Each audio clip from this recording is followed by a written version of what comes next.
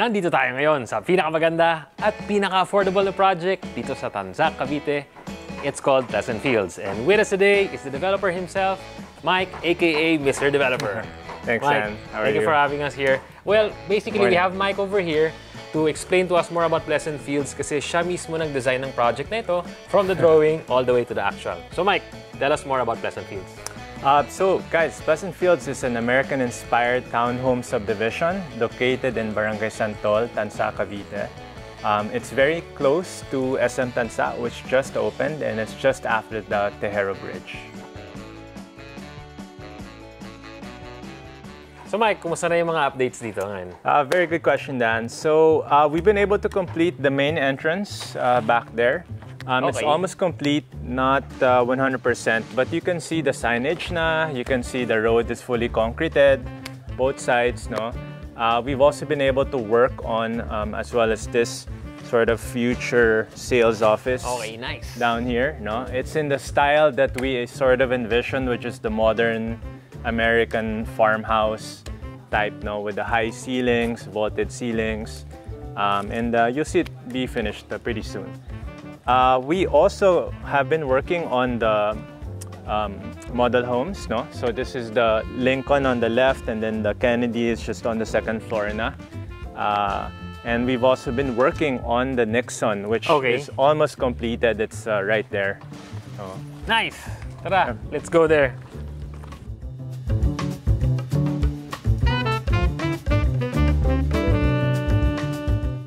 We're trying to get the model units that we're showing here to be a good approximation of what it will be on turnover. No? So this one is conceptualized, the Nixon, to be sort of like as close to turnover as possible. The other two that we're going to be building and finishing later on, we'll dress those up a little bit more than usual. So they have an idea of what they can do with the house later. Okay. Para nila papagandahin, but this is more of like what you see is what you get. Yes, but what do you call this? There are some items here that siguro will just put a label na lang if it's not really included or medyo ano siya, parang we upgraded it, no? But I think one thing that you'll notice here is the outside of the house is fully finished. Like we fully concrete the garage. No, we don't want to leave it parang grassy because we want it to look finished, and we want all of the houses to have a fully concreted garage, no? We don't want to leave it up to them lang kasi pangit tingnan from sa labas eh. Pag yung isang bahay meron, yung isa wala, diba? So pag deliver niya, ganito na siya? Yeah, this garage will be concreted. It's a full-size garage, just like in Laverne, no? It's 3 meters by 5. For tuner, kasha? Kasha yan. Oh, kasha yan. Yeah. So it's a full-size garage. Also, I think what you'll notice is this outside area, the patio, we finished it also with tiles, no? So we're really fond of sort of putting the space in front of the house and making it have parang a face, no? Hindi lang yung parang nasa side yung door, and then this one parang you can put chairs pa and sort of hang out in the morning. Patio, no? Yeah, like a little patio down here. All of the houses will have something like that. I like the spacing, ah. First time I went in kanina, like, spacing is really nice. Dude, I was actually really glad this worked out, no? Kasi, syempre, it's one thing to be looking at the plans and then measuring it, no? Obviously, when you have the plans, we take a ruler out na and then make sure na parang, okay, this looks right. So I was sort of worried about the space na it might look masikip, but dividing this part and this part. Kasi constrained ka eh. Ito, alas 2 meters na yung pinanggalingan nito, minus the wall pa. Tapos, i-divide mo pa tong parang hallway with the stairs. So I was worried na baka this side might be narrow or this side might be mas mapayat. Yes, and baka sumablay, no? But I think one thing that's different about this house is when you enter, we wanted it to have some sort of like a feel na, we call this the foyer. Parang may konting entrance siya, diba?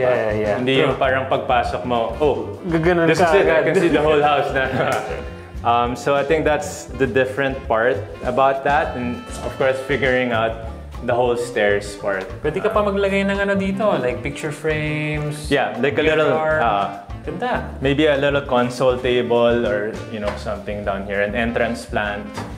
Luwag na eh. It'll be good to decorate this. And I remember walking upstairs kanina, and the first thing I did was look up.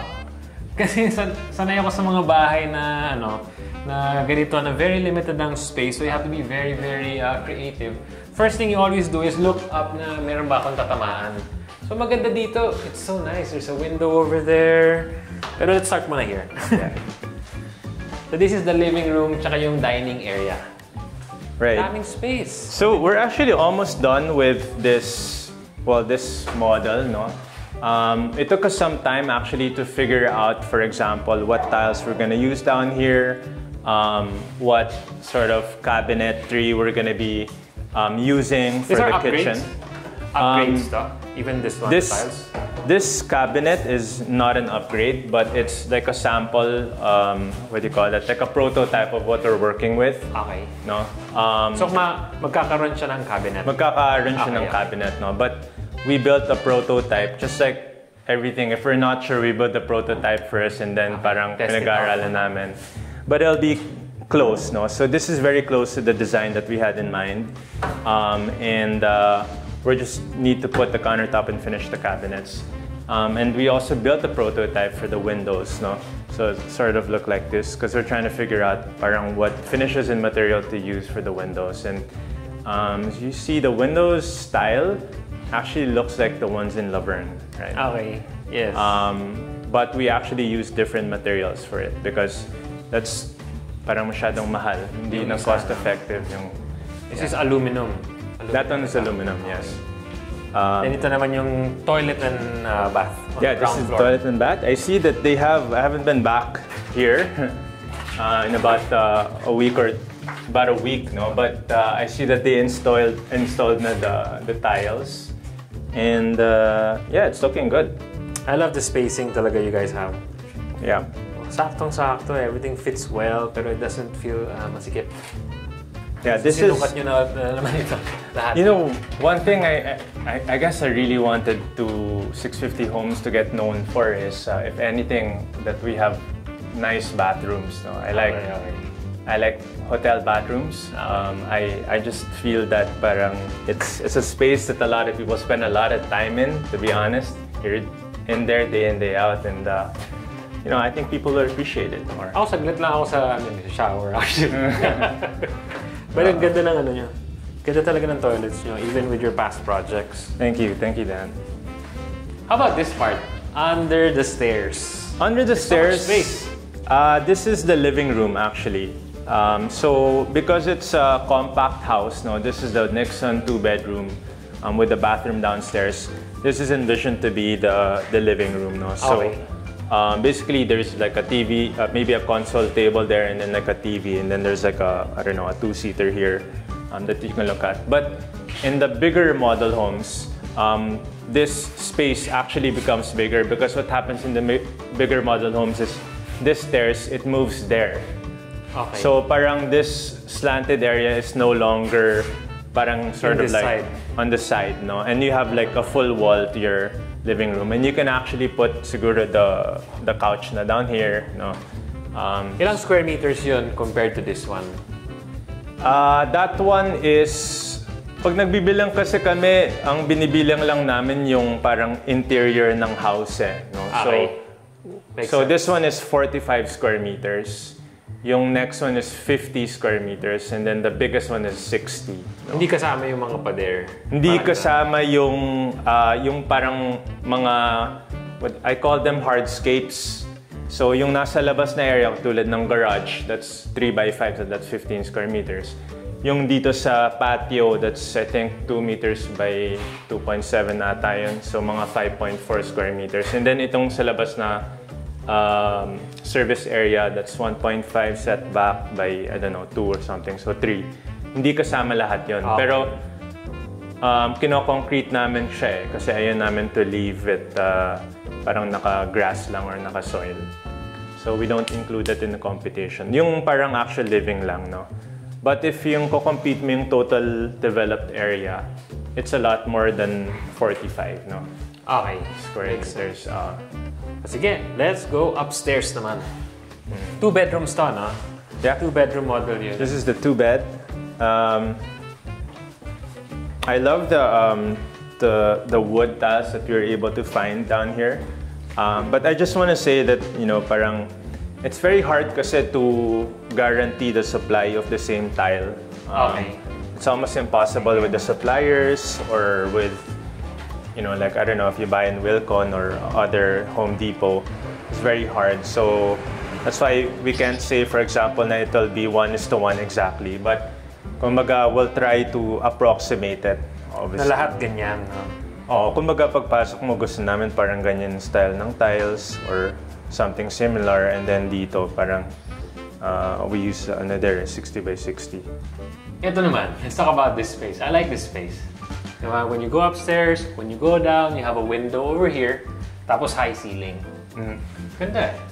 This is, I have to give a lot of credit, honestly, with our architect. They're two young, sort of very passionate, brilliant guys, and I think we really connected with them when you met them because parang the same passion that we have for creating the homes. I can see that they had the same passion for, you know, building and really spending a lot of time. No, maybe when working with architects, you often get into a agreement with them na okay, ganito lang yung revisions 1 to 3 lang. Parang ganun lang agreement namin. Kasi syempre, ano rin sila they're trying to manage their time. But, dude, this house, I think it went up to like 10 revisions. Wow. Or more, no? Wow, imagine, this space. Some people would think na mabilis lang gawin. Pero in reality, sukat lahat to the inch, no? To the inch. Especially if it's a small house. Kasi pag malaking bahay, madami kang extras na pwedeng sayangin Okay lang Pag ganito talagang bilang na bilang down to the inch. Yeah, for example, if this was 2 inches over here, if it's off, iba na yung sikat na stairs mo, di ba? Ito, syempre magkakaano pa to, parang stair railing. Okay. It was really the architect's idea to have a lot of light flood in. So I think they put the window down here. It was okay with us. And here also, ganda. The townhouse, they said parang ventilation dapat tumatagos, di ba? You can feel it nga, I can feel the wind. Kasi syempre wala pang window Pero pag may window na yan, mahirap lang buksan yung window. Hindi, ito na yan, fix na. Fix na. Okay. Alright. Ang laki ng mga windows dito. So let's go to bedroom number 1. Wala na yung Okay, so welcome. This is your compact bedroom. It's livable, it's sizable, no? But if you look at the floor plan, and I encourage you to do so, this was also well measured. So we put we put the what do you call that, the bed down here. Okay. And then we made sure na parang may bed, may space siya for a cabinet or like a small side table or something like that. So pwede ka mag-bunk bed dito, no? I think if I'm not mistaken, I think the bed might be here. Then you have a little side table here. Tapos doon pwede ka mag-cabinet. Okay, yun ang storage area mo. And then you have a big window here para Nakagawa na rin kami before kasi from experience lang na ganda ng room pero wala nang space for cabinet. So malaking talaga siya. Parang issue, di ba? When you're the one living in it. Walang storage, proper storage. And then master bedroom. Learn from talaga experience. So this is the masters. It's a little bit bigger than that one, but you can see down here. Actually, if you look at down here, you can see the future sales office, the 2 model houses being built. Actually, down here, where that parang tree is, that's a variegated money tree. That's actually where the future children's park for the courtyard lots are gonna be. So we're trying to get ahead of the land development as well and go ahead and do some tree planting early. Nice. Para they take root already by the time the subdivision is sort of completed. No? 3-line ng plano nyo dito, di ba? All the streets, we're gonna 3-line them. And it's very exciting to me because it's the first time we're doing it. Nice. And it's also, as you can see, it's, diba, you're walking down there, mainit, walang shade. So Diba? It's very nice to see a little bit of shade here and there. Yeah, you see also here, no? We finished concreting this road up to the model house. It would have been a lot faster to do it, pero marami rin kaming in-experiment about the road, no? How to finish it better, no? Than the last. Even though we've been doing this for a while, no? And so I just really wanted to upgrade. So I think Pleasantfields is really the subdivision where pinag-aralan namin yung roads, the land development of the sidewalks, the finishes of the house, and you see everything here sort of come together in like one project that we're super excited to show everybody, you know. Exciting! So, kailan matatapos yung model unit na ito? This one, I don't know, probably in about 2 weeks because I have the windows being installed end of this week, and then cabinets will be done, and then we need to install the toilet fixtures. The doors are already there. I think 2 weeks we're done. Alright, so in 2 weeks, pwede na kayo pumunta dito para makita nyo yung project at malaman mo rin talaga kano kaganda ito for yourself. They also do Zoom presentations. Oh, yes, we do. Yeah. Yeah, if you'd like to learn more about the project. Ano, Mike? Maraming salamat. We always appreciate you. Thanks, boss. Thanks, boss.